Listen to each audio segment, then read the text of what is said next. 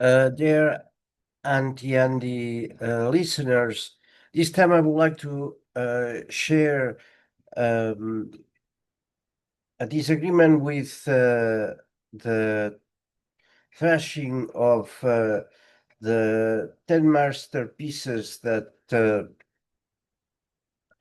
um, Andy demolished and disagreed with that um, uh, uh, qualification that his friends had given to these 10 records.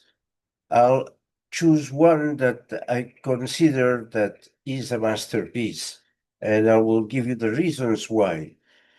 Uh, they are, of course, con contrarian to Andy's aesthetic and to the aesthetic prevalent at the moment that record was released in such an extreme way that it took several, maybe decades, for the record to be appreciated.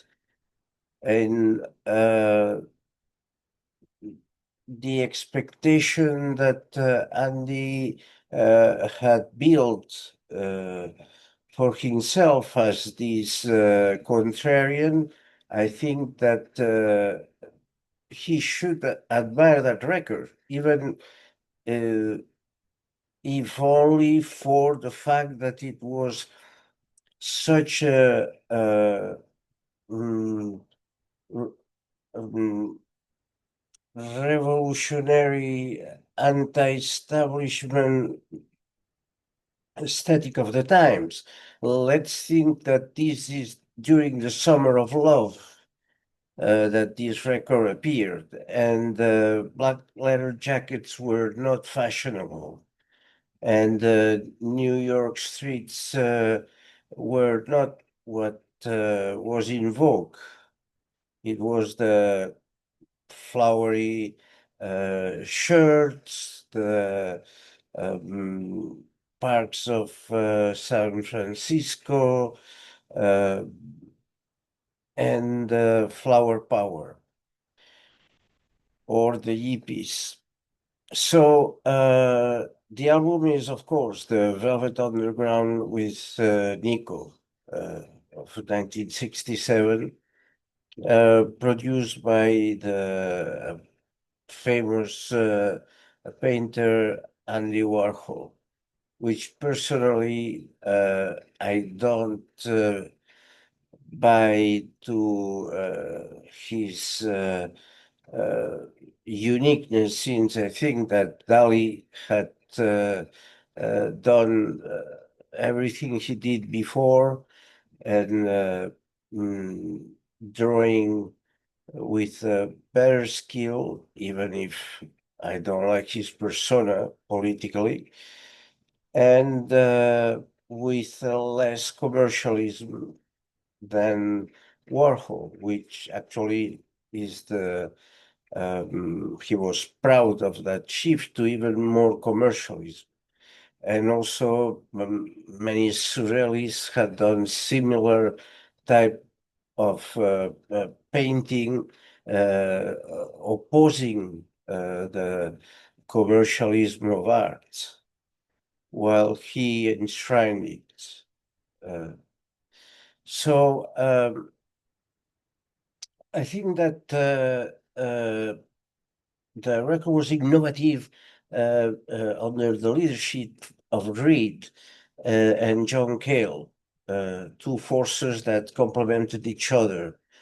One crafting beautiful songs, and the other with free jazz, avant-garde, mix of classical. He was a student of Lamont de Young that was blending a raw form of rock that was experimental, noisy, with drones that were borrowed from Eastern musical traditions and very minimalist repetition.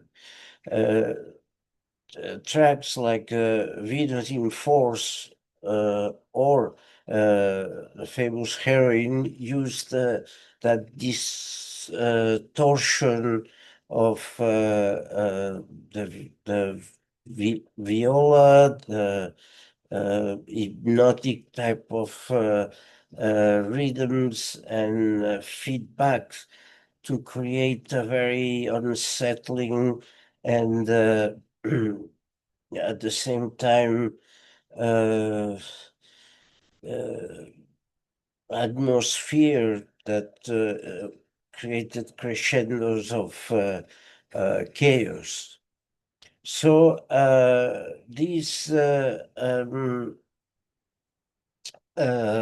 innovative sounds in rock, plus the very stripped down forms of rock to its simplest forms that were somehow refined in later albums like White Light, White Heat, or the Velvet Underground, uh, showed this alternation between the art of noise and melodic and tender simplicity that to me is the genius part of Reed in songs like Pale Blue Eyes and most chaotic and transgressive uh, noise rock and lyrics could be found in Sister Ray, who seemed taken from pieces of the underground literature of New York, such as the Book of Cain or Last Exit to Brooklyn. That's the world that we entered. I mean, it's not pleasant, but it's more real than the middle class fantasies of the hippies. Then it also created some kind of precedent for uh, punk, art rock, what was called later the shoegaze, which I'm not very fan of, but alternative. And many bands have recognized the influence of these records, such as many British alternative bands, such as Joy Division, in the US, Sonic Youth, Iggy Pop and the Stooges, uh, and many others that are very easily recognizable in terms of their influence. What the lyricism of Reed brings is an sincere but not pretentious attempt of bringing poetry and reality into rock beyond uh, um, the sunny surfing or the cars or chasing girls of the typical rock tunes. Um, the dark themes that were explored by Reed were at that time uh, taboo and really contrarian. For example, gender identity, transsexuality, sadomasochism, drug addiction, the decay of urban life in the US, and uh, songs like, say, Heroin were sincere to the point that they didn't glorify addiction, but at the same time immersed or the listener in its chaotic uh, rush and at the same time self-destruction. There is also a dark romanticism that feeds this druggy mindset of a fantasy that is almost romantic, childish, of an unreal world. Uh, that is the flip side of the horror of addiction. So that can be uh, felt in Femme Fatale, All Tomorrow's Parties, with the characteristic melancholy of Nico's voice. Uh, and that gives an impression of a band of outsiders to society. And the realistic poetry of, say, I'm Waiting for the Man, or Sweet Jane, uh, two of the most famous songs by Lou Reed that became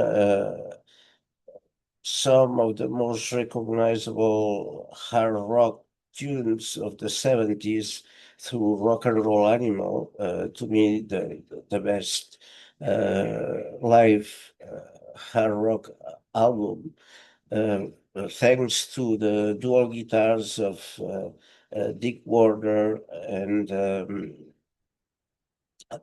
Steve Hunter, um, brought the reality of the gritty street life of New York, uh, giving it a mix of um, uh, compassion and at the same time crude realism. Um, uh, Andy Warhol's influence is in the aesthetic of the iconic banana cover, and it generated a legendary cult following. As per the statement of Brian Eno, only 30,000 people bought the record, but all of them started the band. So that's one type of analysis. If we look at the songs, um, all of them have a lot of transgression. For example, Sunday Morning is deceptively uh, gentle and seems a song of the period with that Celeste chimes, but Reed's lyrical delivery has an unease, right? And it has a dreamy quality. The lyrics have these angst or paranoia of watch out, the world's behind you, uh, of come down of um, some hallucinogenic drugs, or uh, just the existential anxiety of the city, with a tune that seems to deliver uh, a more conventional emotion. I'm Waiting for the Man with the piano repetitively, and and the guitar doing the same, create an increasing tension of a drug deal in Harlem, uh, that is very urgent and full of anxiety. It gives it a lot of realism. The narrative of scoring dope uh, sounds extremely realistic when he's never early, always late, and at the time, and then the euphoria, but not thinking about the same situation tomorrow, saying. Tomorrow it's another time, it doesn't count. So reveals the sad or dramatic experience of the addiction of every day repeating the same tension of having to score, and then the next day will be the same, and the relief is only partial and short-lived. In Femme Fatale, the list is melancholic delivery of Nico, um, portraying a manipulative uh, woman that apparently referred to one of the stars of Andy Warhol, Eddie Sedgwick, which had a dramatic turn that's portrayed in movies as well. Um, so that's about uh, a typical portrait of uh, a character in this underworld. Venus in Force um, has Sterling Morrison, actually, professor of English literature at UCLA, um, uh, has a sinister and haunting tone at the same time that it delivers lyrics on sadomasochism. Again, a foundation for a goth or industrial rock, uh, and uh, Run, Run, Run is more uh, garage rock, unpolished, with desperate characters that will be a staple of lyrics by Lou Reed, notably in his super uh, success in Transformer. It's also urban decay and the impossibility of escape, and somehow predicts the attitude of punk with its nihilism. All tomorrow's parties again kills, brings this tenebrous uh, dark beat that talks about working class Cinderella, um, who is trying to cling to a faded glamour. And it's more about existential exhaustion, um, uh, common in Warhols. environment. Heroin with uh, Waiting for the Man, maybe the most well-known song, is a 7-minute crescendo mimicking the drug rush, and Kale's viola with its scratches and noise um, follows the anxiety of the experience, and at the same time doesn't let the uh, listener to believe in a glamorous experience. It's more a reflection on the devastation of the uh, addict. It's my wife, it's my life, and it mirrors the unending cycle of the um, addiction from which it's uh, difficult to leave.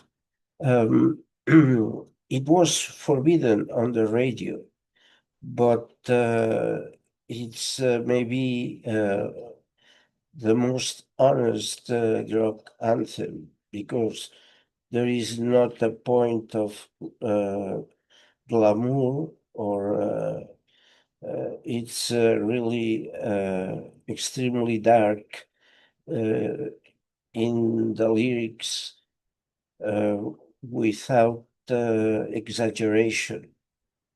And I'll Be Your Mirror, which is my favorite tune. It's the romantic, um, tender side of simple songs that um, Lou Reed is also famous for. Um, Talks about unconditional love, and there is a tenderness that's uh, it's a contrast with the rest of the album, but this unique emotionality of the I'll Be Your Mirror is a contrast with the rest of the album, and we don't know if it's a real feeling or it's drug-induced fantasy. And that's what gives this ambiguity to this uh, tender, uh, pure, romantic type of lyrics in the context of the Velvet Underground and Reed's uh, catalog. Then Black Angel's Death Song again has the Arthur Noise um, lyrics that seem surreal, at the same time evoke the style of Dylan, that uh, with images that are difficult to understand. Uh, and is a transgression on conventional songwriting. Let's remember that 67. And finally, European sound is full of feedback. I would say is pre-punk mm, tune with breaking glasses, screeching viola, and free form uh, destruction or noise. Um, It's a type of song that will be copied endlessly by uh, groups like Sonic Youth that preceded Nirvana and noise rock. So every piece is contrarian and not only against the established aesthetic and